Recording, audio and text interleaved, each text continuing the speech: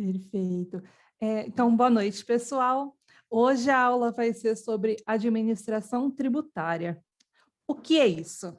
A administração tributária é basicamente o capítulo que trata do papel da administração pública no ciclo de vida do crédito tributário.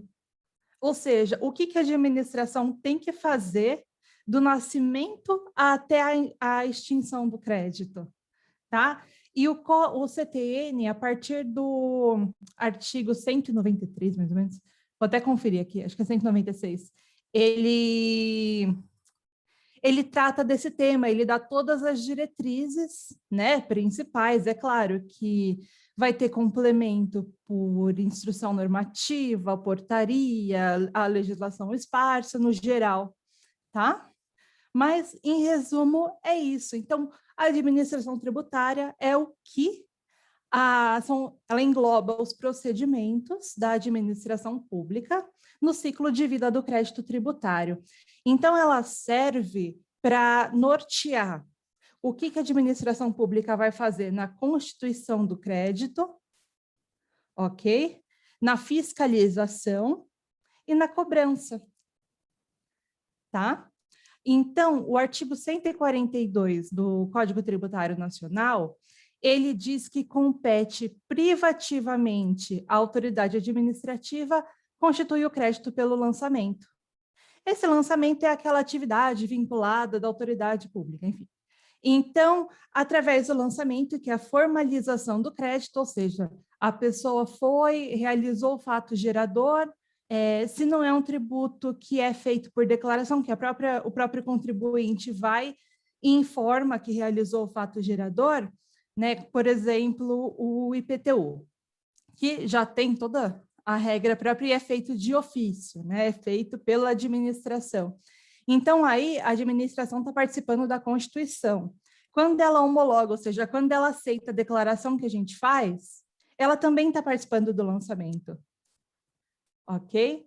Então, essa seria uma das formas da administração tributária, tá? Da participação da administração pública nesse ciclo, ok? Outra forma seria pela fiscalização, ou seja, a administração pública tem que fiscalizar se o contribuinte está cumprindo com todas as suas obrigações principais, ou seja, se ele está pagando, e acessórias.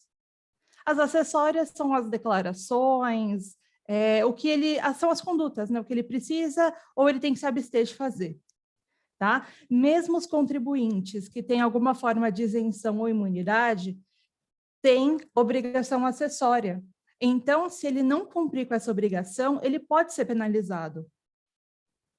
Ok? Até aqui alguma dúvida? Não? Perfeito.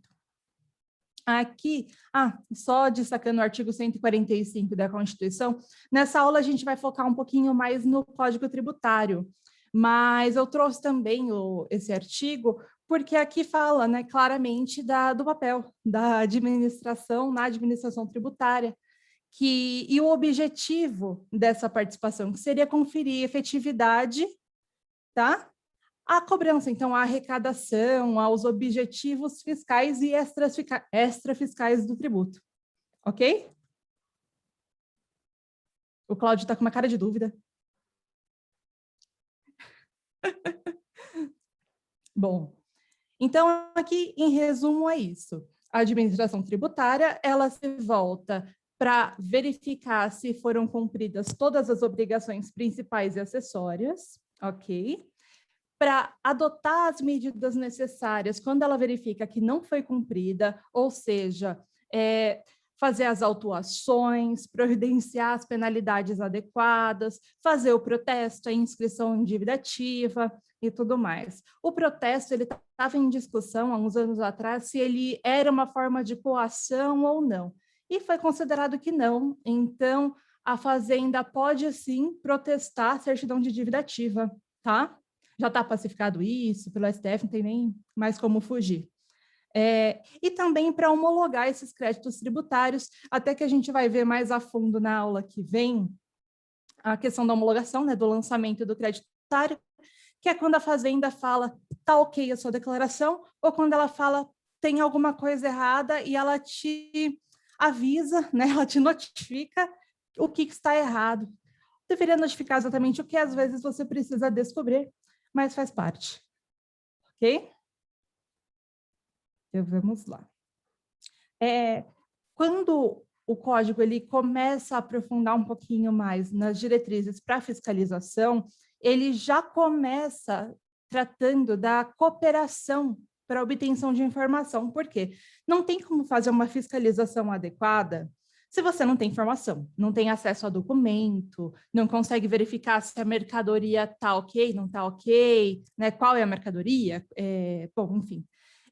Impossibilita a fiscalização correta. Como que eu vou te cobrar de algo sem eu saber todos os detalhes, né, que norteiam essa cobrança? Ainda mais porque tem fé pública, né, um documento produzido pela Fazenda, então tem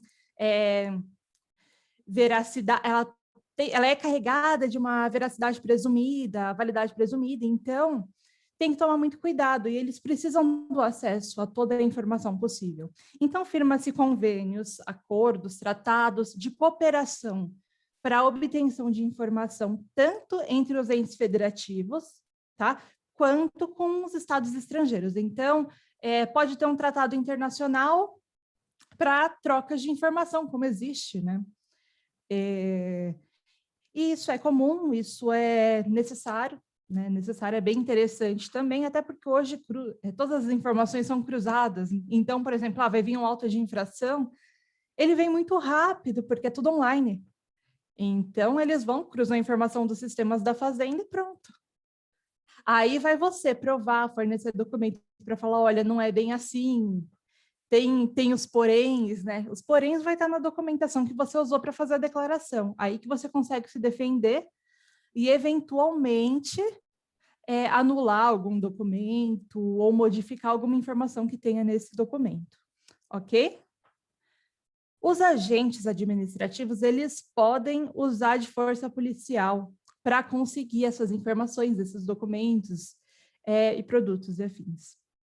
Quando o contribuinte, né, estiver impedindo o acesso, então está se recusando a entregar os livros, está se recusando a prestar alguma informação importante, ou desacatou, né, o agente que está tentando obter essas informações, pode contar com o apoio, o suporte policial para conseguir a efetivação, tá, dessa investigação, ainda que essa recusa do contribuinte não seja um crime ou uma contravenção. Tudo bem até aqui? Beleza. Em relação à fiscalização, então, quem dita as regras é basicamente a legislação tributária. Como eu falei no começo, não vem só de lei o que vai nortear toda a atividade de fiscalização. Pode vir de uma resolução, de uma portaria, de um decreto, de uma medida provisória, tá? Então, toda a legislação tributária que vai ditar as regras. Só que essas regras, elas não podem limitar a atuação do fiscal, de quem vai fiscalizar, né, do agente público. Então, a regra, ela não vai ser aplicável se ela limitar. Está um pouquinho mais para frente, acabei me adiantando, mas basicamente é isso. Vai ter até acaba ficando muitas vezes confuso, porque, imagina, tem um monte de dispositivo normativo, um monte de lei, de regra espalhada por aí, você acha que é de uma forma, já mudou, veio uma instrução normativa nova, fica todo mundo perdido. Mas é direito tributário, né? Então, é normal.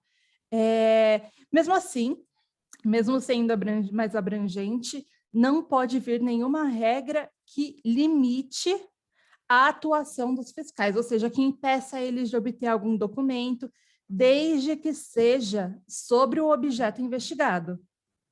Tá? Ele não vai poder te pedir ele está investigando algo relacionado a ICMS, ele não vai poder ficar te pedindo documento de imposto de renda, ok? É sempre limitado no objeto da investigação, tá? E como eu já tinha comentado também, Não importa se a pessoa tem imunidade tributária, se ela é isenta, ela tem as obrigações, que cumprir as obrigações acessórias. Então, ela pode sim ser fiscalizada quanto ao cumprimento dessas obrigações, ok? Perfeito? Por isso que o parágrafo único do artigo 194 fala que a legislação ela se aplica tanto à pessoa natural ou jurídica, seja contribuinte ou não, incluindo quem tem imunidade ou quem está isenta. Ok? Eu falo está isenta porque a isenção pode ser revogada, ela pode ser, como eu posso dizer? Gente, fugiu a palavra da cabeça. Condicionada a uma renovação, e se a pessoa não renovar, ela perde. Então, é um estado momentâneo, tá? Dependendo do caso. Ok? Em relação às informações, até que nem eu tinha comentado, se limitar o exercício da fiscalização, não vai ter aplicação, ok? Então, foca nisso, não vai ter aplicação, pode existir, não vai ser aplicável essa regra.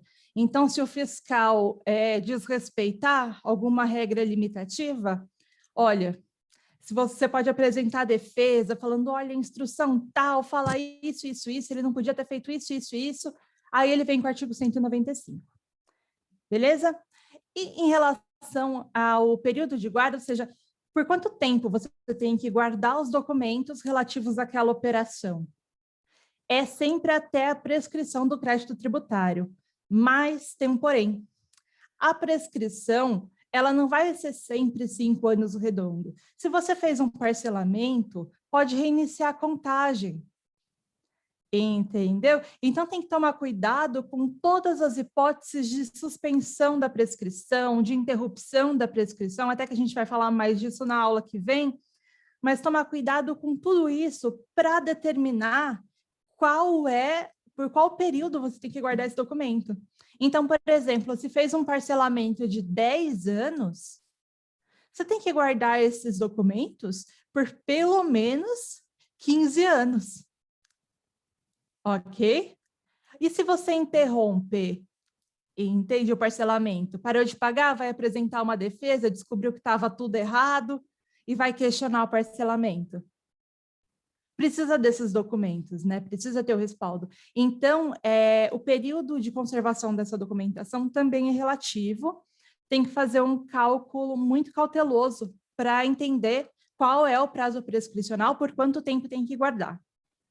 Ok até aqui? Beleza. Gente, eu estou esclarecendo ou estou confundindo?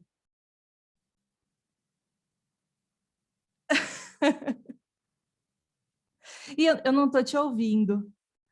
O tributário é muito confuso, então, professor, é complicado, viu? É confuso mesmo, mas uma hora começa a ir, assim, e depois que entende é só alegria. Ou não, né? Ou dá uma depressão absurda que você fala, ah, meu Deus, precisa de tudo isso. Mas, enfim, vamos lá. Em relação à formalização dos atos, até que a gente estava ali no começo falando do lançamento e afins, e que a atuação começa na constituição do crédito e vai até o recebimento, né, até a extinção. Claro que a extinção não se dá só pelo recebimento, mas a gente fala disso semana que vem. Precisa, tudo que o fiscal for fazer, eu falo fiscal porque é a imagem que a gente acaba tendo, né? É o agente que costuma dar início e afins. Tudo que ele for fazer tem que estar documentado. Então, vai abrir uma investigação contra a sua empresa, contra determinado contribuinte, eles estão te autuando, né, para eventualmente vir a lavrar um auto de infração, enfim, está sendo autuado. Você só vai ter que entregar alguma coisa, prestar alguma informação, se você for notificado, se tiver um processo administrativo, tá? Ou judicial em curso. Então, tudo tem que estar formalizado. Não pode dar a louca, falar, sei lá, tem uma coisa estranha nessa empresa, vou investigar eles agora, vou conseguir os documentos deles. Não pode, O cara pode ser a autoridade que for, ele não pode entrar numa empresa do nada e pedir toda a documentação dela.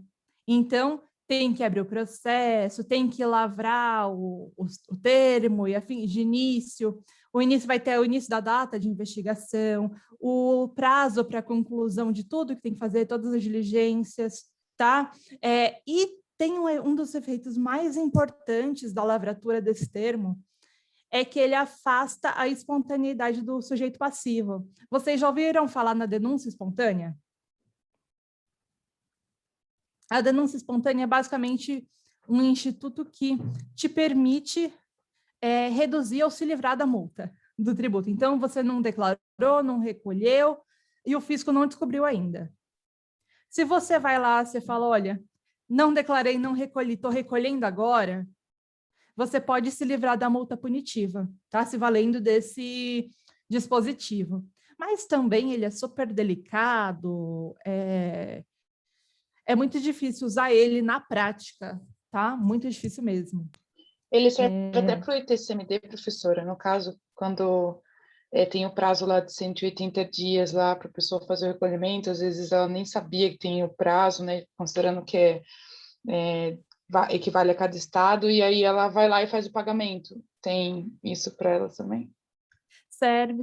Dependendo do bem envolvido, serve para o ITCMD também. Tá? É para todos os tributos. É mais complicado nos que o contribuinte tem que declarar, por causa da obrigação de declarar, às vezes declara, não recolhe, depois vai recolher, aí falam, não, mas já estava constituído. Então já tinha nascido a obrigação. E tem altas discussões. Mas, enfim, mesmo para o ITCMD serve, tá? Então, é basicamente isso. E antecipa também a contagem dos prazos, né? Porque aí inicia, acaba alterando todos os prazos de decadência e prescrição, que a gente vai conversar disso na semana que vem. Em relação a... Oi. Desculpa, tem uma pergunta no chat. Eu não sei se a professora está vendo aí. Não vi, deixa eu verificar.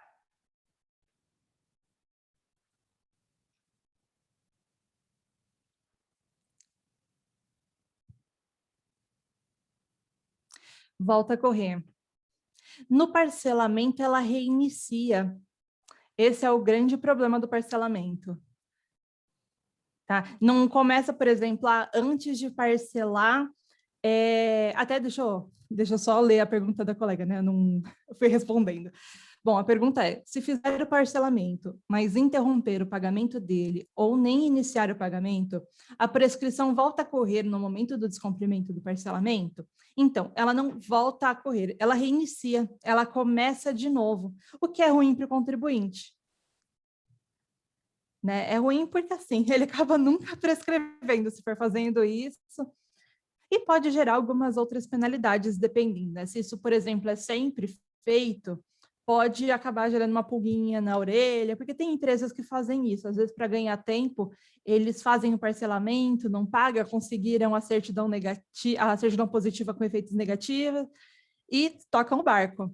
Então, infelizmente, isso é mais comum do que parece, só que também isso levanta um alerta, tanto que tem alguns parcelamentos fiscais que eles são vedados ou têm condições menos benéficas para quem tem outros parcelamentos interrompidos, ok? Vamos lá. Então, quem que tem que prestar informação? Além do contribuinte, tem os responsáveis tributários, né, que a gente teve alguma relação, e tem aqueles determinados por lei, destacando que não é um rol taxativo esse do artigo 197, ok?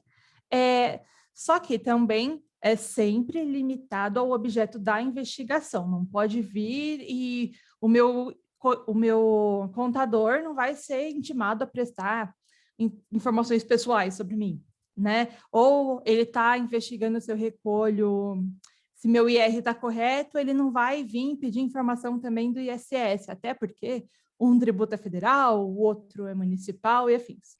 Então, é sempre limitado ao objeto da investigação. Então, quem pode ser notificado a prestar informações? Os tabeliães, escrivães e demais serventuários, até porque, por exemplo, no ITCMD, A pessoa foi, registrou lá, fez a averbação do inventário e não recolheu o ITCMD. O escrevente que fez esse registro pode ser pessoalmente executado junto com você, ele vai ser responsabilizado, penalizado junto com o contribuinte. Por quê? Ele precisa verificar se está tudo ok antes de fazer esse registro. Ok?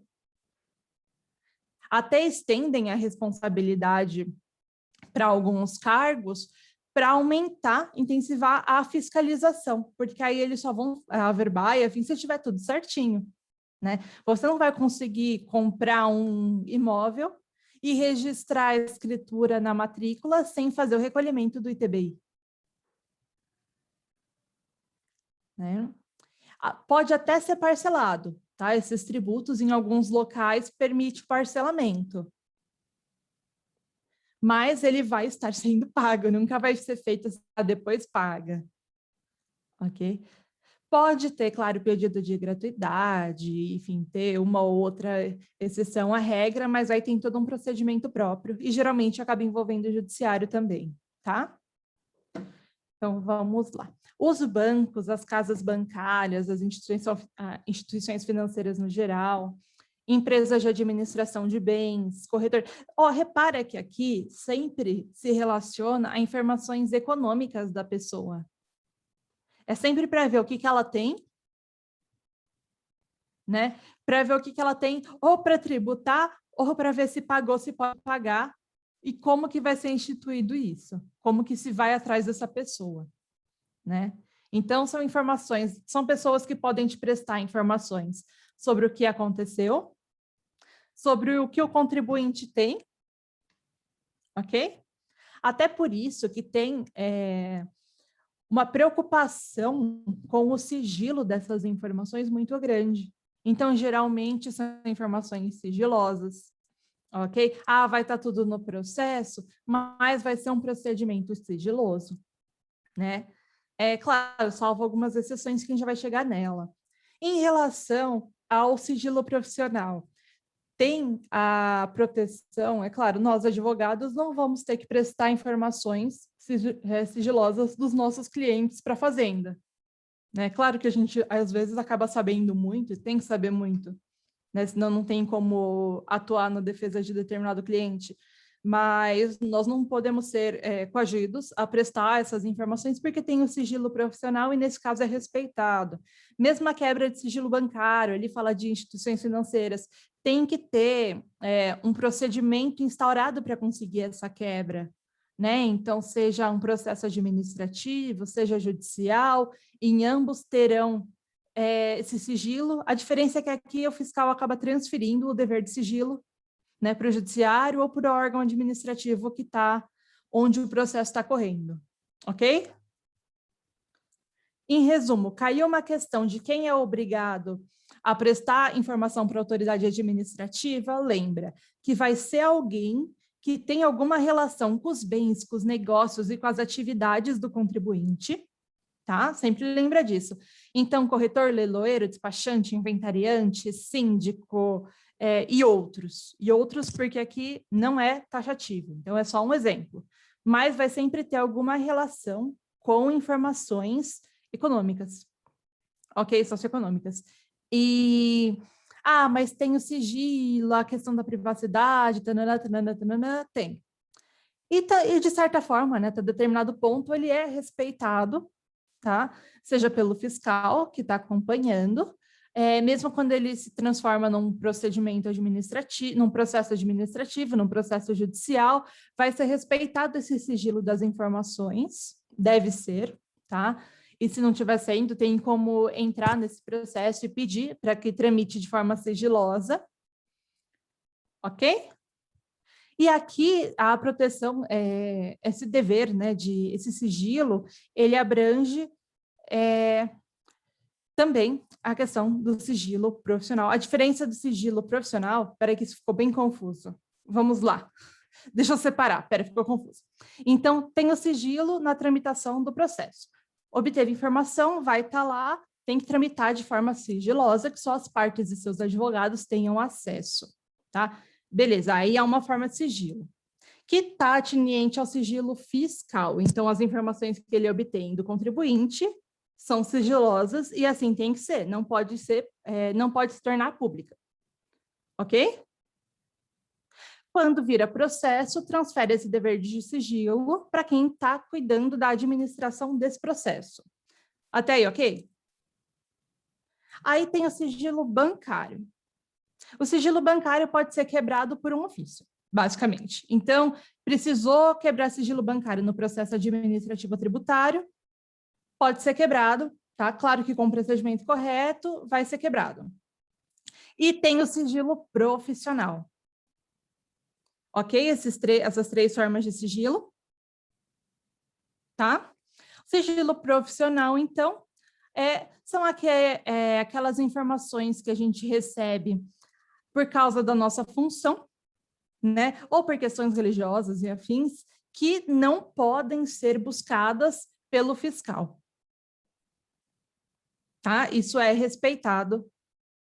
Não entra é como se fosse também uma exceção àquela regra limitativa da atuação do fiscal, ok? Beleza, então. E, como eu já destaquei, o acesso à informação é sempre limitado ao objeto que está sendo investigado. Tá? Vamos lá, agora vem a lista de exceções, né? Então, basicamente, eles vão conseguir as informações que eles querem e vai ser tudo protegido. Sendo tudo protegido, então, sendo vedada essa divulgação, não pode ir para a imprensa, o fisco quer dar um jeito, está desesperado para receber, mas ele não pode mandar para a imprensa, não pode se valer da pressão popular. Ok, vai ser tudo sigiloso. Só vai quebrar esse sigilo fiscal, então, se tiver algum pedido do judiciário e solicitação administrativa, que nem eu estou reiterando, né, junto com os outros slides. E tem, mesmo no intercâmbio de informação sigilosa, ou seja, quando tem troca de informações sigilosas, pelos convênios que a gente tinha falado no começo da aula, também vai ter que respeitar, tá? Todas essas cautelas para que essas informações não se tornem públicas, ok?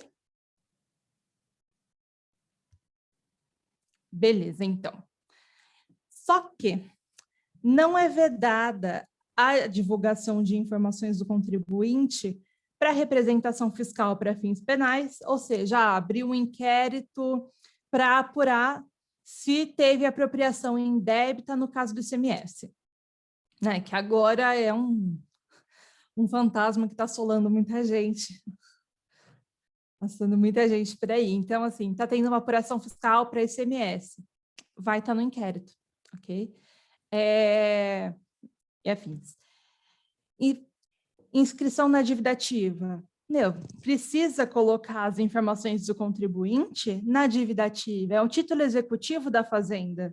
Então, aqui é uma exceção à regra, ok? E para parcelamento ou moratória.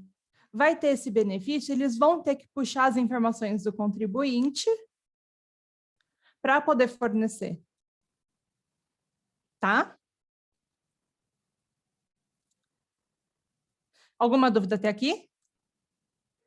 Então, só destacando, via de regra, as informações são sigilosas e aí vai ser respeitado esse sigilo. Mas, se tiver solicitação do judiciário ou dentro do processo administrativo, essas informações podem ser transmitidas para esses processos, independente do órgão, ok? No entanto, não é vedada a divulgação, ou seja, você pode divulgar, você, né, a gente pode divulgar a informação se ela for necessária para representação fiscal, ok? Para fins penais. Se ela for para fazer uma inscrição de algum crédito tributário em dívida ativa, ou se for para fazer um parcelamento ou para uma concessão de moratória, ok? Até em questão de parcelamento e moratória também a gente vai falar mais a fundo na próxima aula. Beleza? E, por fim, em relação à fiscalização, lembra dos princípios que a gente conversou em algumas aulas atrás? Faz tempo já, né? Foi no outro semestre, acho. Ou no fim do outro, não sei. Faz um tempo. E os princípios tributários, eles têm que ser sempre observados. Mas eu trouxe alguns que são muito importantes para a questão da fiscalização, até porque é importante saber, porque se nós, enquanto contribuintes ou algum cliente sofre uma fiscalização, ele precisa saber quais são os limites da atuação do agente público, ok? Da administração. Então, a administração pública, principalmente para fins tributários, ela tem que observar a legalidade, ou seja, o que está na lei, tá? Não pode ter discricionariedade aqui quando se trata de direito tributário. É até perigoso, né? Até muito perigoso, pode gerar, enfim, penalidades para o próprio agente. Então, tem que seguir exatamente o que está na lei. Ele não pode reduzir a multa, por exemplo, porque ele acha que a pessoa é boazinha e não tem condições. A lei tem que falar, olha, se a pessoa não tem condições, a multa pode ser reduzida em tanto. Aí compete ao agente verificar a questão financeira para reduzir a multa, mas porque está na lei, não porque ele tem coração bom, ok? A questão da supremacia do interesse público, indisponibilidade do interesse público, não pode, né? É claro que a gente já viu isso acontecer, e de gente até que não precisa, né? Às vezes quem precisa não tem benefício, quem não precisa tem, de simplesmente falar, olha, não paga esses 200 milhões que você deve. Aí não está respeitando a supremacia do interesse público. Entende? E aqui, quando a gente fala de interesse público, é ignorando, basicamente, o particular e considerando o coletivo. Para o coletivo, é importante ter o erário abastecido, ter os cofres públicos abastecidos. Então, geralmente, quando se fala em supremacia do interesse público, é basicamente a fazenda tomando cuidado com o que ela vai abrir mão, ok? Perfeito. A questão de impessoalidade, isonomia, né, na lavratura dos termos, dos atos, no lançamento tributário, a presunção relativa de validade dos atos e dos fatos. Dos atos, todos os documentos produzidos pela administração eles têm uma presunção de validade, ou seja, entende-se que eles são válidos e verdadeiros. O que está ali é real, é correto, é aquilo mesmo. Ok? E tem uma presunção, presume-se que os fatos alegados naqueles documentos também são verdadeiros. Naqueles documentos, no processo e afins, são verdadeiros. Ok, é relativa, por quê? Se o contribuinte provar que está errado, beleza, você quebra aquela certeza daquele documento, ok?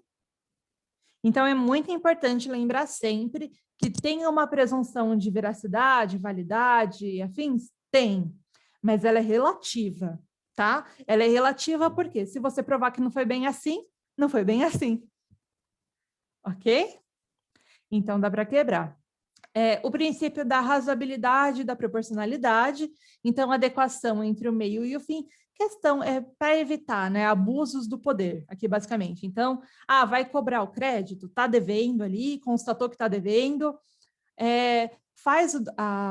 inscreve em dívida ativa, faz a fiscalização, dá uma penalidade adequada para a irregularidade cometida.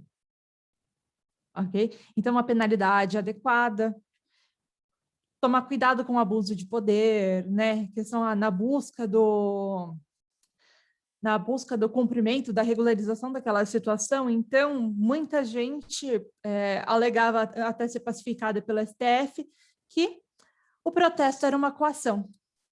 Entendeu? Já não era uma ação razoável para receber o crédito tributário, e foi reconhecido que era, porque todo mundo protesta, porque a Fazenda não vai protestar, né, para o fim. Mas, em palavras muito chulas, é basicamente isso, não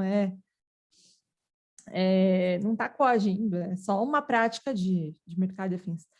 Mas, enfim, então é basicamente nesse sentido, sempre adequar a penalidade à irregularidade cometida, tá?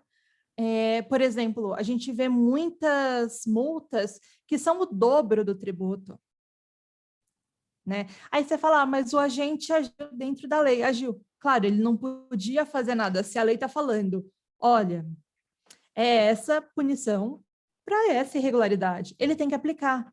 Isso que também, às vezes, a administração pública fica numa situação complicada. A própria lei não é razoável. Aí vai a gente lá, vai advogado questionar e brigar para conseguir uma redução. Mas, enfim, teoricamente é isso. Na prática, a gente acaba sendo compelida a situações diferentes, ok? E o princípio da menor onerosidade ao devedor. Teoricamente, os débitos podem ser regularizados de forma menos prejudicial ao devedor. Até um princípio do Código de Processo Civil, né, no 803. E, enfim, teoricamente, se tem uma forma que seja menos prejudicial a quem deve de resolver aquele problema, ela teria que ser observada. Eu digo teoricamente porque na prática você chega numa execução, eles vão falar, olha, eu não quero esse bem porque não tem a mesma liquidez do dinheiro. Não tem, né? Não aceito essa máquina porque o imóvel é mais líquido. Aí você fala, ok, o imóvel é mais fácil de vender, né? No sentido de liquidez, no sentido de facilidade de dispor. Então, na prática é mais complicadinho. Mas, teoricamente, a gente tem esses argumentos, ok? Até aqui alguma dúvida, gente? Não? Hoje eu fiz diferente, eu trouxe exercício sempre no fim de cada tema principal para já ir fixando, ok? Então, vamos lá. Esse primeiro exercício, ele pede para você julgar a informação que ele te traz, né? Considerando o que está escrito no Código Tributário Nacional. Então, vamos lá. As informações relativas à representação fiscal para fim penal são sigilosas, sendo vedada a divulgação ou publicização. Tá certo ou tá errado?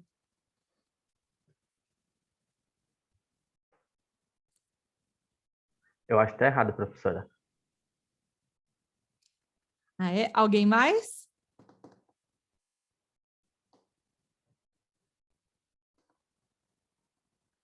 Vamos ver, deixa eu descer aqui nos rostinhos. Bom, ela de fato está errada. Estava naquele rol de exceção do 198. Tá bom, muito bom. É confusa a matéria, mas está entrando. Bom, vamos para o segundo, que é um pouco comprido. Vamos lá. O auditor fiscal de rendas de um pequeno município do Agreste de Pernambuco, consciente da alta carga tributária que assola o país. Deixa eu só tirar vocês aqui. Aí. Que assola o país e das dificuldades dos pequenos empresários, comerciantes, produtores rurais e prestadores de serviço de seu município, em nome do princípio da razoabilidade, ao invés de efetuar diretamente o lançamento de ofício ao descobrir em prestadoras de serviço de seu município a não emissão de notas fiscais por serviços no campo de incidência do ISSQN e ali prestados, com o consequente não pagamento do tributo, orienta os contribuintes flagrados a emitirem, mesmo após o início da ação fiscal, as correspondentes notas fiscais de serviço e de recolhimento do respectivo tributo devido. Nesse contexto, considere as seguintes informações. Então, o fiscal, ele fica comovido com a situação e ele tenta ser razoável. Em vez dele já ir direto para o lançamento, ele fala, olha, emite a nota fiscal, faz tudo bonitinho, ok? O que vocês acham da ação desse fiscal? Opção número 1, louvável a atitude municipal, pois a orientação é o melhor caminho para um bom relacionamento entre o fisco e o contribuinte, sendo que ele, em face do princípio da razoabilidade, agira dentro da lei. Segundo, Não poderia o fiscal deixar de lavrar o auto de infração por falta de pagamento do ISSQN, por não emissão de notas fiscais de serviço, tendo em vista que, com o início do procedimento fiscalizatório, cessa a possibilidade de denúncia espontânea, além do procedimento de lançamento ser atividade vinculada e obrigatória, sobre pena de responsabilidade funcional. Okay? E a terceira, não poderia o fiscal deixar de lavrar o auto de infração por não emissão de notas fiscais de serviço, mas, em relação ao não pagamento, poderia o contribuinte ficar livre de autuação se fizesse com o acréscimo de juros de mora. O que vocês acham? Eu vou na 2. A alternativa A. Somente ela. Quem mais? Eu também ia na 2. Mas eu não sei essa parte da denúncia espontânea se está correta, mas enfim, vou arriscar 2 também. Eu sigo o relator, na 2. Tá certíssimo. Hein, É a 2. professora? Eu acho que a denúncia espontânea seria antes do fiscal, nesse caso, né? O fiscal não poderia ter ido lá no estabelecimento. Seria antes de lavrar. Que é a denúncia espontânea é basicamente o putz, quando você lembra, sabe? Fala, meu Deus, deixa eu ir antes que dê alguma coisa, antes que chegue. Se ele já foi, se alguém te lembrou, aí complica um pouco a vida. Ok, até aqui? Perfeito, então. Agora, vamos para o principal, né? Para o objeto disso tudo, da fiscalização, principalmente, os débitos que são inscritos em dívida ativa.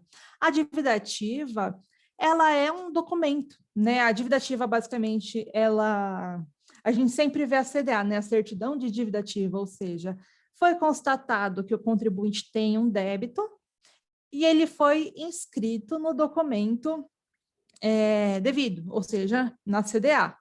Foi feita a inscrição do débito em dívida ativa, ou seja, a fazenda está ciente que você está devendo, né? E ela te cobrou. Geralmente, ele não é inscrito direto em dívida ativa. Primeiro, ele te manda uma notificação para pagar e afins. Aí, se não pagar, ele vai para a dívida ativa e aí começam os procedimentos. Ele fica ali para ser cobrado, depois para ser executado. Ok? E ele pode ou não ir para os órgãos, ir para o CADIM, né? O CADIM, ele é similar a um Serasa, que é o cadastro de inadimplentes da Fazenda, né? Então, ele é similar a um Serasa e afins. Então, a dívida ativa, ela pode ser levada para o CADIM, mas não é automático, tá? Às vezes, ela é executada direto, às vezes fica inscrita lá no CADIM por anos e depois vai ser executada, mas é basicamente isso. Então, a dívida ativa nada mais é do que um crédito tributário que foi formalizado numa CDA, numa certidão de dívida ativa, preenchidos todos os requisitos da CDA, que a gente já vai chegar neles, tá? Então, só que a dívida ativa, ela abrange também débitos não tributários. Não vai ser qualquer débito, ok? Mas, por exemplo, o SEMASA. O SEMASA ele entra como execução fiscal. Só que o que você deve para o SEMASA não é tributo. Entendeu? Ali seria um débito não tributário. Multa, às vezes abre parcelamento estadual que você consegue regularizar IPVA e multa. Multa não é tributo. Entendeu? Mas pode ser tudo cobrado junto numa execução fiscal do Estado. Tá? Então, basicamente, são débitos relacionados à administração que não são tributos. Tá? Preços públicos e afins. Ok, até aqui? Então, basicamente, tanto os débitos tributários quanto os débitos não tributários, mas que são relacionados à administração pública, podem ser cobrados em dívida ativa, podem ser inscritos em dívida ativa para ser executado. Tá? A dívida ativa, então, é o título executivo da Fazenda. Ok? Até aqui? Beleza. Em relação à fluência de juros, o parágrafo único do artigo 201, ela diz que a fluência dos juros de mora não exclui a liquidez do crédito, ou seja, quando a gente faz, a gente não, né? Quando a autoridade competente faz a certidão de dívida ativa, ela vai ter que prever como que se calcula os juros e a correção, tá? Por quê? Obviamente, o juros está ali correndo mês a mês. Imagina ter que fazer uma certidão de dívida ativa por mês. Né? É inviável, ia burocratizar demais, ia travar tudo.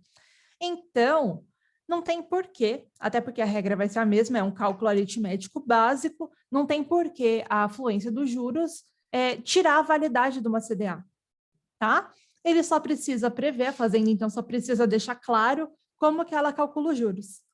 Que aí você, contribuinte, a hora que ela chegar para você, que chegar a notificação, pode calcular, ok?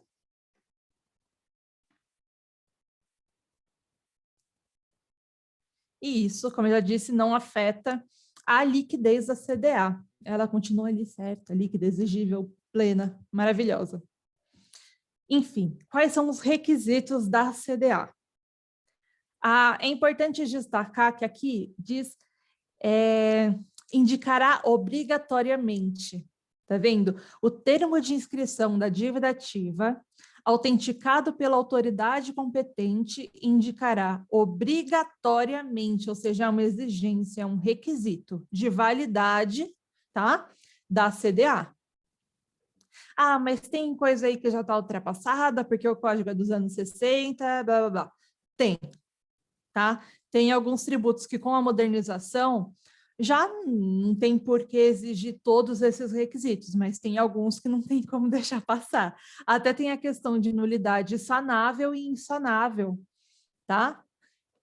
Que a gente já vai até entrar mais a fundo nisso, mas basicamente uma nulidade insanável é uma nulidade vinculada à atividade de lançamento. Então, o que o lançamento ele abrange? Ele tem que indicar corretamente quem é o devedor, ok? Então, tem que estar a pessoa certa ali. Não adianta eu dever algo e ele cobrar meu irmão, ok?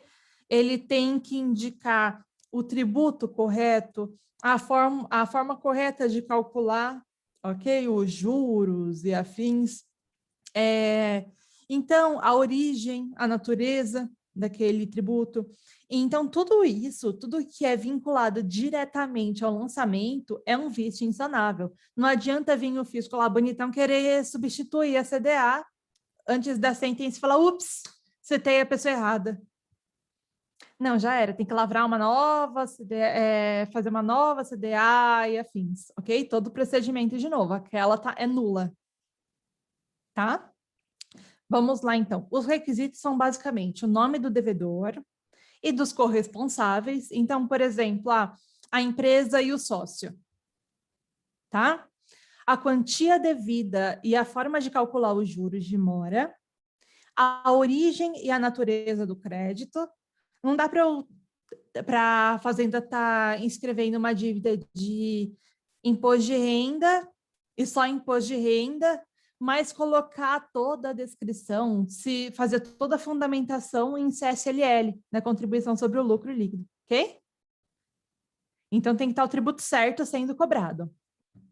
Tem que ter a data em que ela foi inscrita, tá? O número do processo administrativo, muitas vezes não tem, principalmente em tributos em que o contribuinte faz a declaração desse tributo. E tem que ter a indicação do livro e da folha de inscrição, isso também já caiu, né? Então, assim, o número do processo administrativo e a indicação do livro, folha de inscrição, já se tornou um pouco menos usual, já não é tanto requisito por causa da mudança nos procedimentos. Muitas vezes não vai ter isso, os sistemas funcionam de forma diferente, ok? Lembrando que o código é de 66, até se vai na lei de execuções fiscais, acaba puxando exatamente igual muita coisa que está no CTN, mas a gente tem que pensar que também a lei de execuções fiscais é dos anos 80. Então, sempre olhar com essa questão do contexto, ok? Esse filtro temporal. É muito importante aplicar esse filtro temporal, porque as relações fiscais, elas evoluem muito rápido. Muito, muito rápido. Então, algumas coisas caem em desuso, outras não. Mas a gente ainda acaba alegando, às vezes, em defesa, né? Porque é requisito. Enfim, o que acontece, então, se a fazenda não cumprir algum desses requisitos? Ela vai ter, se não for ligado diretamente ao lançamento, ao tributo ali devido e à pessoa, né, o sujeito passivo, ela pode sanar essa nulidade até a primeira instância. A decisão, desculpa, então até a sentença, ela pode simplesmente trocar, arrumar ali a CDA. Ela não tinha percebido e você alegou na defesa, falou, olha, tem esse vício. Ela pode simplesmente apresentar uma nova CDA antes da decisão, ok? No prazo da réplica? Pode. Ela percebeu ainda antes de apresentar a defesa, não tem problema, tá? Se ela, por exemplo, a gente apresentou a defesa e ela trocou a CDA antes da sentença. Se ela trocou a CDA, vai voltar o prazo para apresentar a defesa sobre o que ela modificou, tá? Mas só sobre a parte modificada. Ok? Eu sei que esses procedimentos são super chatos, mas são importantes. Enfim, até voltando aqui na questão da presunção de veracidade, como eu tinha falado, a dívida regularmente inscrita, ou seja, está tudo certinho, preencheu todos os requisitos, tudo bonitinho, então ela tem presunção de certeza ou liquidez. Ou seja, ela é uma prova pré-constituída, é um título executivo, se presume que tudo que está ali é verdade. Mas ela pode ser modificada se o contribuinte provar que alguma coisa está errada, ok? Seja questão de fato ou de direito, né? Tanto que a gente acaba modificando, anulando muitas certidões de dívida ativa por questões de direito, né? Ou modificando informações, enfim, mas sempre por questões de direito, como quando foi reconhecida a inconstitucionalidade dos juros aplicados pelo Estado de São Paulo na correção do ICMS, que era muito maior que a Selic, né, em 2017. Tá lá, não vai anular a certidão inteira, mas vai trocar essa regra, mesmo depois da sentença, ok? Até por uma questão de celeridade, porque se não vai, encerra o processo, abre tudo de novo, então já muita coisa foi relativizada, tá? Em relação a isso, alguma dúvida? Não, acabei de ver que eu coloquei errado aqui, exercício de dívida ativa, mas enfim, vamos lá. Mais um exercicinho. A respeito das normas gerais de direito tributário, julgue o seguinte item. A fluência de juros de mora de dívida ativa regularmente escrita exclui a liquidez do crédito. Tá certo ou tá errado?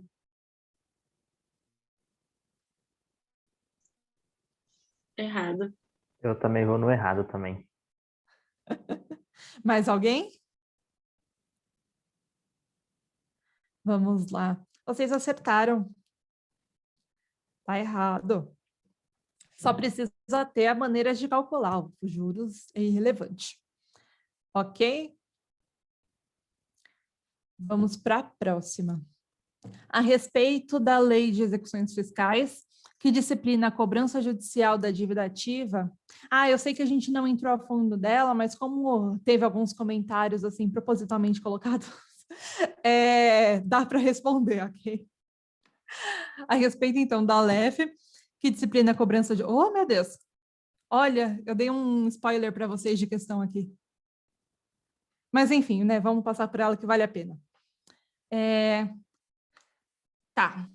Assinale a opção correta, então. Consoante a jurisprudência do STJ, a Fazenda Pública pode recusar a nomeação de precatórios, sobre fundamento da inobservância da ordem legal, não obstante o precatório seja um bem penhorável equiparado a dinheiro. B. O despacho do juiz que deferir a inicial não constitui ordem para a avaliação dos bens penhorados ou arrestados. C. Segundo a jurisprudência do STJ, a penhora eletrônica de depósitos ou de aplicações financeiras somente pode ser realizada após o exaurimento das diligências extrajudiciais por parte do exequente, com a observância da ordem de penhora ou de arresto do... Gente, agora que eu vi que eu dei spoiler aqui mesmo. Ou de arresto de bens previstos na referida lei. Ok, D. Conforme súmula do STJ, o reconhecimento da prescrição ocorrida antes da propositura de execução fiscal depende de provocação do devedor. E qualquer valor cuja cobrança seja atribuída por lei à União, aos Estados e ao Distrito Federal, aos municípios e respectivas autarquias, será considerada dívida ativa da Fazenda Pública. E aí, o que vocês acham que é? Professora, eu estou entre a A e a E, mas eu vou ficar com a E. Eu agradeço pelo apoio moral. Ok, tá certo, é aí. Aqui a cobrança... vamos lá. Aqui falta informação também na E, né, para que ela seja certa, então dá para ir também por exclusão, porque tem partes muito erradas na outra. Aqui é cobrança, claro, se for devidamente inscrita, vai ser dívida ativa da fazenda, né? Mas aqui não tem informação se foi escrita e afins. Mas só frescura minha. Enfim, a A, ela tá errada, primeiro porque precatório não é equiparado a dinheiro, né? Então a gente já mata por aí. Ok?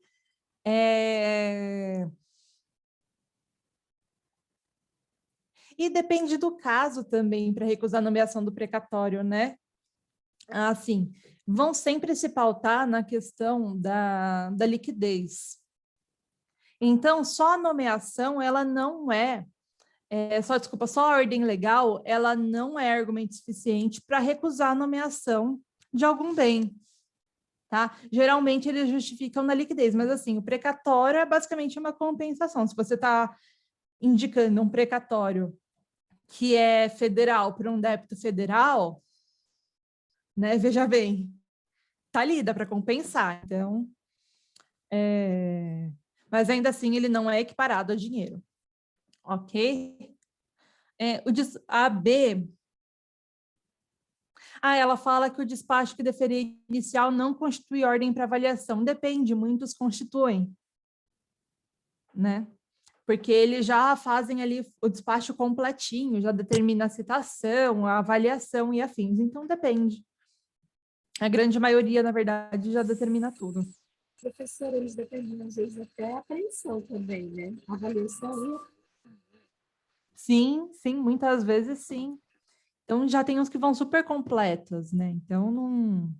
Eu até coloquei que um depende até como spoiler na outra. A C...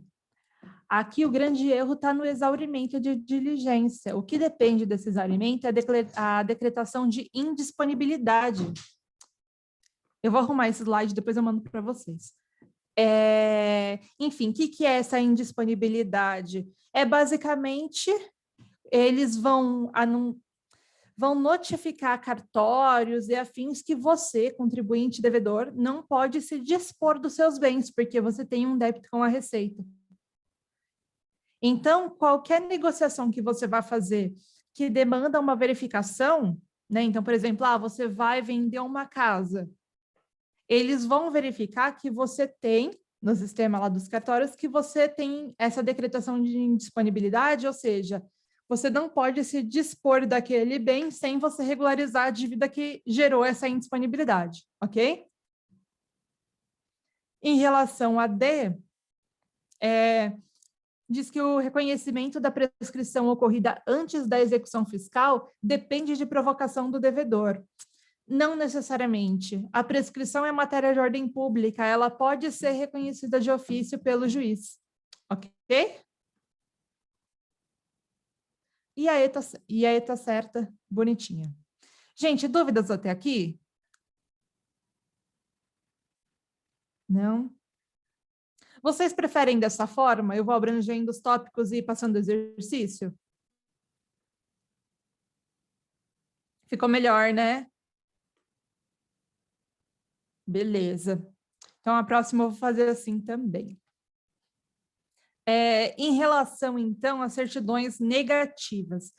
Basicamente, a certidão negativa, ela tem a função de falar que você não tem débitos, tá? E tem a certidão positiva com o efeito de negativa, ou seja, você tem débito, mas ele está suspenso ou ele está sendo justificado, está sendo questionado, pode ser que ele deixe de ser um débito, é basicamente isso, tá? Tem um débito aqui, mas ele está sendo resolvido, ok? E a negativa não tem débito aqui, basicamente, tá? A certidão negativa, então, ela é usada, e a positiva com efeitos de negativa, é usada para licitação e afins, para quando você precisa comprovar que você não tem débitos com a fazenda, tá? Então, vai ter a certidão municipal, estadual, federal e afins, ok? Certidão positiva, já falei, até aqui. Então, geralmente, a certidão positiva, ela vai demonstrar que tem débitos, mas eles não venceram ainda, tem débitos que a exigibilidade está suspensa, ou seja, eles estão sendo parcelados, estão sendo discutidos em processo administrativo, teve uma liminar em alguma ação que determinou a suspensão da exigibilidade, teve alguma motivação para suspender. Então, ele está lá, mas não pode ser cobrado, tá? Ou é um débito que está em curso de uma cobrança executiva e que aconteceu alguma penhora, tá? Então, ele está lá, garantido, bonitinho, foi efetivada a penhora, tudo certinho. Basicamente, o débito está garantido, então não tem por que não emitir essa certidão, tá? Professora, eu tenho uns casos, só para complementar essa explicação, com um caso prático que eu tenho aqui, que eu visualizei essa semana. Nós temos algumas ações trabalhistas aqui no escritório que eu trabalho, e foram positivas, né? Só que está na fase de recurso, então não transitou em julgado ainda para a gente entrar na fase de execução definitiva. Nós entramos com a execução provisória nas empresas prestadoras de serviço público, e elas não conseguem disputar as licitações futuras devido a esse crédito provisório que está lá constando. Assim, é uma manobra judicial que a gente usamos da medida da execução provisória, que aí força a empresa devedora a ou pagar ou fazer um acordo para concorrer às licitações futuras. Sim, acaba sendo uma medida de coação super útil, né? Super eficaz, porque eles não vão arriscar perder ou ganhar pão, né? Melhor negociar, muito bom. Então, é isso. Isso que é com débito trabalhista, né? Agora o banco de inscrição de débitos trabalhistas também está feroz, né? Está feroz. Mas é bom isso. Apesar dos pesares, a gente sabe que está complicado, mas também é necessário, né? Porque senão a pessoa vai, trabalha, faz as coisas e nunca recebe. Foi uma empresa que tinha prestação de serviço em escolas, né? As escolas fecharam, eles demitiram todo mundo e não pagaram as verbas incontroversas. Consequência, né? Então, tá voltando tudo, a empresa voltou ativa, tá recontratando diversas meninas que foram dispensadas, só que 90% daquelas que foram dispensadas entraram com as ações trabalhistas, né? Só que eles não estão querendo fazer um acordo com os direitos delas, querem fazer abaixo, né? A gente não está aceitando. E correu para execução, né? Provisória. Aí já... Fazer o quê, né? Não colabora? Não tem jeito. Bom, então vamos lá. Quando que é dispensada a apresentação dessa certidão negativa?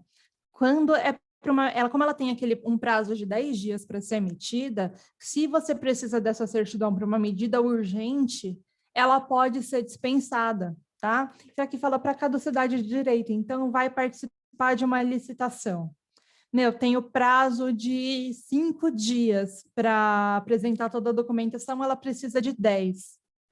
Então, você pode apresentar outros elementos e o pedido, né, da certidão, sem apresentar ela.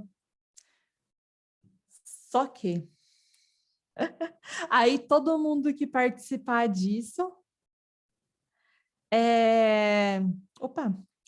pode acabar respondendo em conjunto, se isso se te emitirem algum documento que ateste, né? Então, assim, às vezes fala, olha, não, tem que ser a certidão.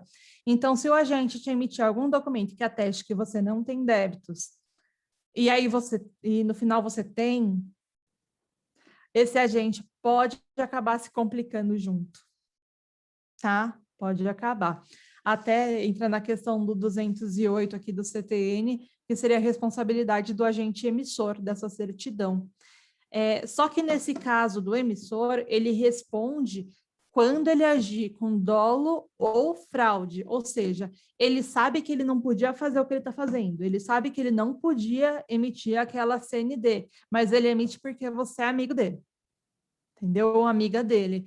Então, se ele fizer isso, aí ele pode ser responsabilizado, tanto pelo crédito tributário, quanto sofrer as punições criminais e administrativas cabíveis, ok?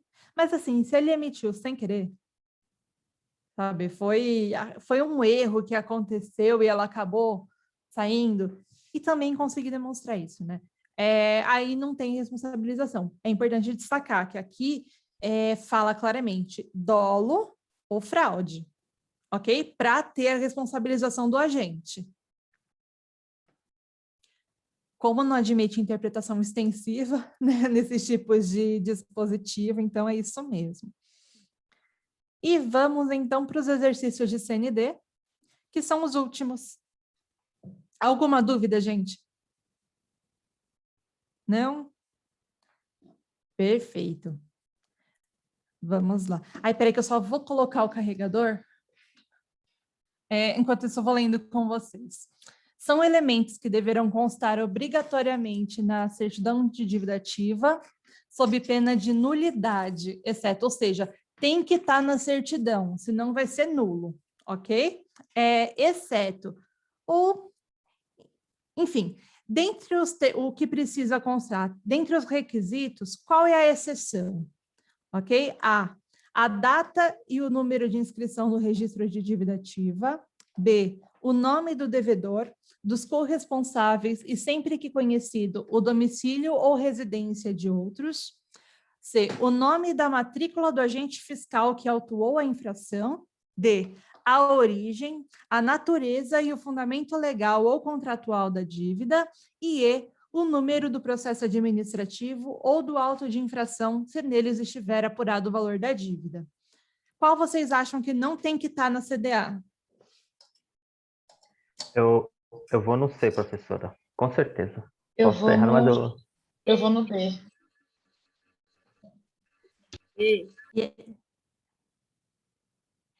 Qual foi o seu? Foi o B, B. o B, C e E. Ó, tá bem dividido agora. Mais alguém para tentar desempatar?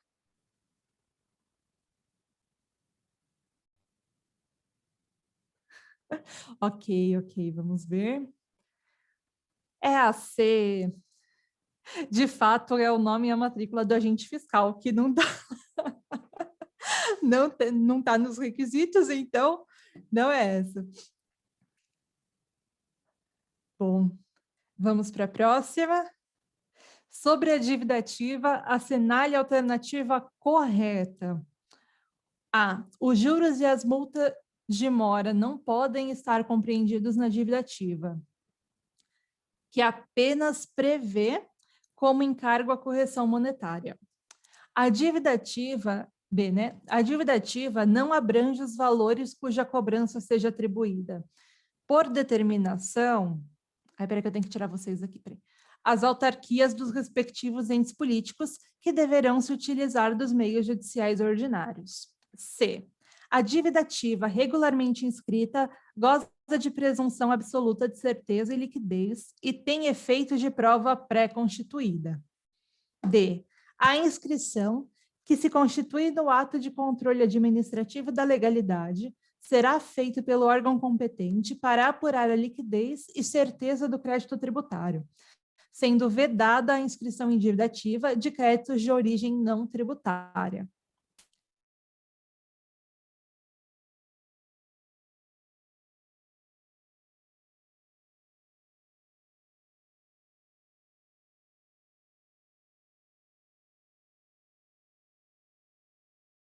não constitui sanção política. Qual vocês acham que está certo? Eu vou nascer, professora, com certeza. Alguém mais?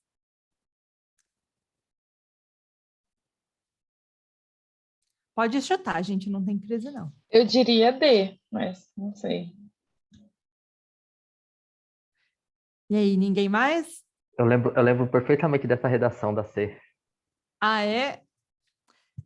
Ó, tenta lê-la de novo, ver se não tem nada errado. Pronto, já me colocou eu na dúvida.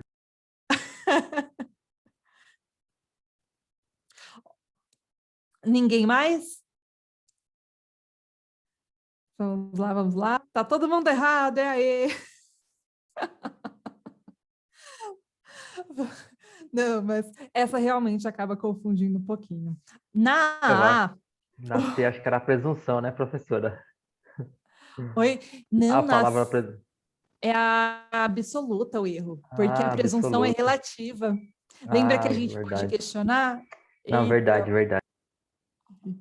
na A, o erro está na redação que diz que os juros e a multa de mora não pode estar compreendido na dívida ativa. Pelo contrário, tem que estar, só que a forma de calcular, ok?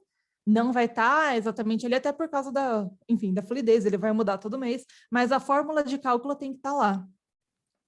Aqui, na B, o problema dela está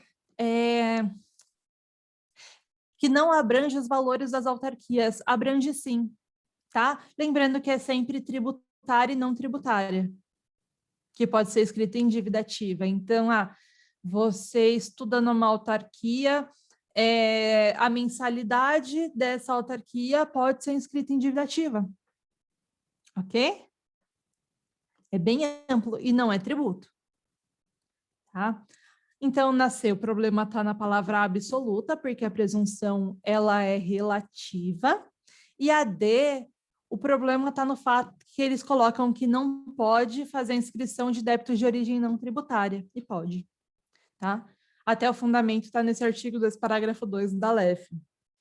A E está certa por causa da decisão do STF. Foi reconhecido que não é uma sanção política, ok? Que não restringe, afins, é um ato normal, até, enfim, que pode fazer isso. Para a tristeza de muitos. Vamos lá. Na próxima questão, alguma dúvida até aqui? Não? Então, beleza. Certo contribuinte foi autuado pela Fazenda, sendo constituído o crédito tributário respectivo. Notificado do lançamento e dentro do prazo legal, o autuado apresentou defesa fiscal administrativa, a qual pende de julgamento na primeira instância administrativa. Referido contribuinte necessita participar de licitação pública, mas ele não consegue comprovar a sua regularidade fiscal perante a Fazenda, o que impede de participar da licitação. Nesse caso, é correto afirmar que o contribuinte A tem direito à certidão positiva com efeito de negativa, em virtude do débito estar em execução judicial com penhora efetivada. B. Tem direito à certidão negativa por estar o débito com exigibilidade suspensa em virtude da defesa administrativa tempestivamente interposta. C. Tem direito à certidão positiva com efeito de negativa por estar o débito com exigibilidade suspensa em virtude da defesa administrativa tempestivamente interposta. D. Tem direito à certidão positiva com efeito de negativa em razão do débito não estar ainda vencido. E não tem qualquer direito à certidão positiva com efeito de negativa. Aqui, antes de responder, gente, preste atenção no que está contendo o enunciado, tá? Sempre considere o que o enunciado te dá. Então, qual vocês acham que é correta?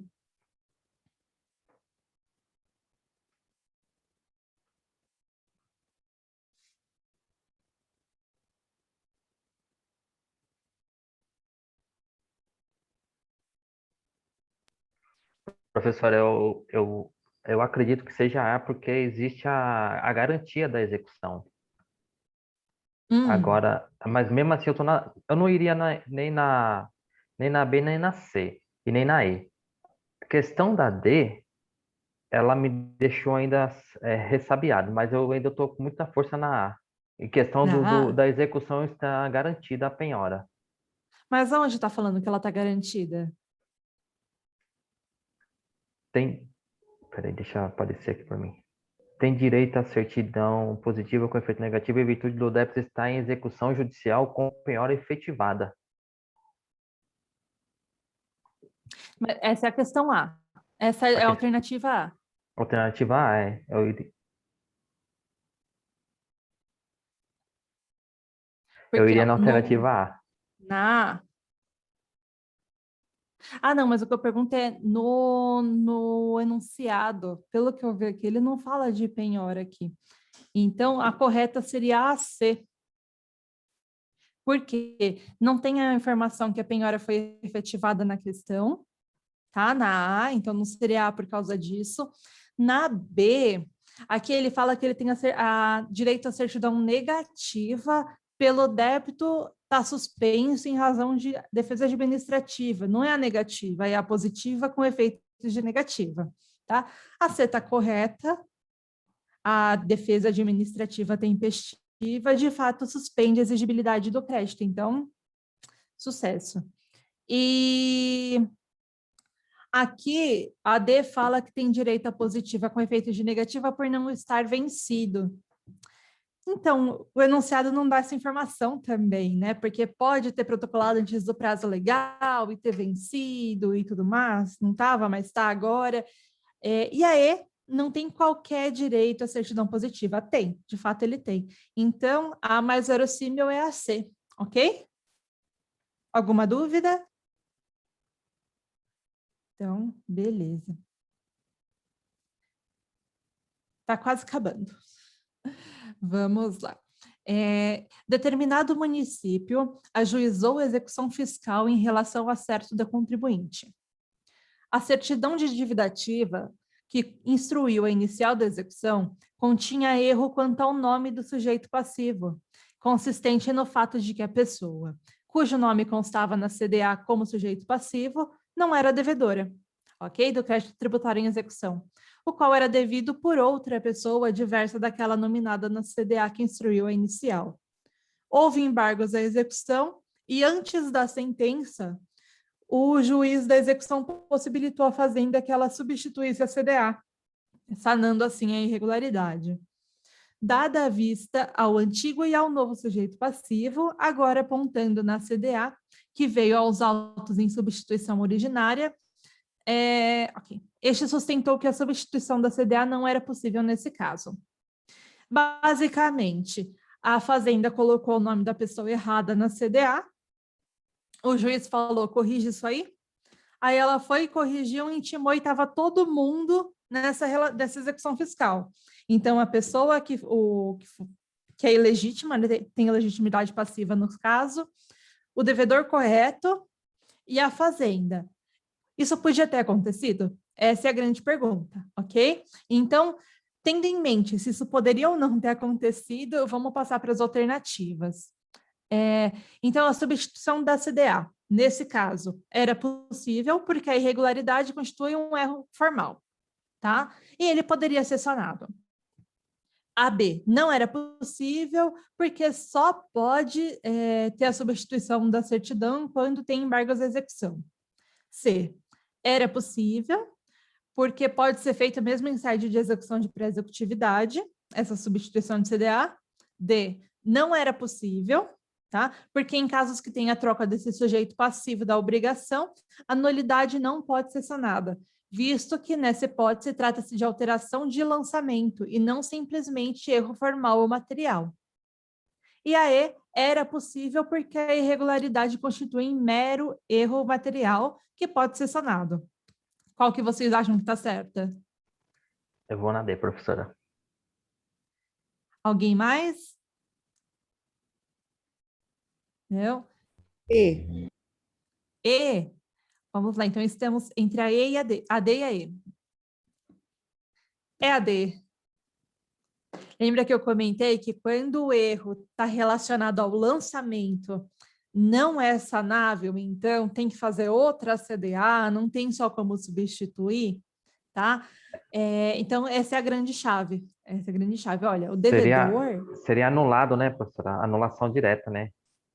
Anulação direta. Anulação direta. Porque aqui o erro foi o sujeito passivo, que é, né, que é a outra ponta da relação jurídico-tributária aqui, tá? Então, mero erro formal, tudo bem, pode substituir. Mas quando é um erro fundamental, né? Um erro vinculado ao lançamento, não tem como, tá? A B e a C, eu só olhei e falei, ai, gente, sério? Mas, mas ok. Ela pode, no caso, aqui ele falou, a certidão somente pode ser substituída quando tem interposição de embargos à execução. Não, quando tem exceção de pré-executividade também, tá? Lembrando que a exceção de pré-executividade, ela pode ser apresentada, pode ser utilizada quando tem uma matéria de ordem pública para alegar e afins, ok? Matéria de ordem pública que não demanda dilação probatória também. Isso é muito importante. Tá? Dúvidas até aqui? Não? Perfeito. Tem até a súmula no 392 que veda expressamente a modificação do sujeito passivo, que já tinha, né, surgido dúvidas sobre isso no passado, e então veio essa súmula para pacificar essa questão também. Tá? Vocês estão preparados para ir para o próximo? É o penúltimo. Vamos lá? Então, beleza. A impugnação ou recurso administrativo, a concessão de liminar em mandado de segurança ou de tutela antecipada em ação anulatória de débito fiscal têm em comum o fato de, ou seja, o que essas medidas têm em comum? A, elas autorizam a modificação do crédito tributário em caso de procedência do pedido principal. B, elas podem ser usadas como causa de extinção de crédito tributário. C, elas podem ser causa de exclusão do crédito tributário. D, elas têm no depósito do montante integral do débito a sua condição de admissibilidade. Nossa, enrolei tudo. Admissibilidade. E, elas autorizam a certidão positiva com efeitos negativos. Qual vocês acham que é a certa?